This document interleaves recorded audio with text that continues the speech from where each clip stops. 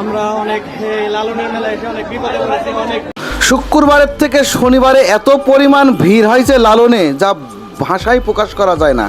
যে লালনে ছোট বাচ্চার থেকে শুরু করে দেখেন মুরব্বি কয়টা আটকা পড়েছে, এবং একটা দোকানের ভেতরে ভিড়ের জন্য কিন্তু তারা দোকানের ভেতরে ঢুকেছে এবং তাদের কিন্তু মানে দম আটকায় যাচ্ছে, এরকম অবস্থা, এত পরিমাণ ভিড়।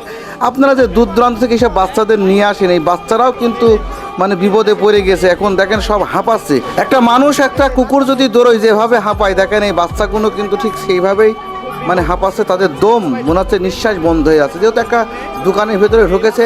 আরেক পাশ দিয়ে কিন্তু শাটার ভাঙছে, সেখান থেকে কিন্তু আপনার ওরা বাড়ানোর চেষ্টা করছে, মুরব্বির থেকে শুরু করে বাচ্চারা পর্যন্ত। হয়তোবা আপনারা আমার কথা শুনবেন না, কিন্তু আমি আপনাদের একটা ভালো মেসেজ দিতে চাই যে ভাই, আপনারা আর লালন ভক্ত হয়েন না, আর লালন ভক্ত হয়েন না। এত ভিড়ভাট্টার ভেতরে এত আবেগ নিয়ে কাজ করেন না, এত কিছু ভালো না। সুস্থ থাকেন, ভালো থাকেন, আল্লাহ হাফেজ।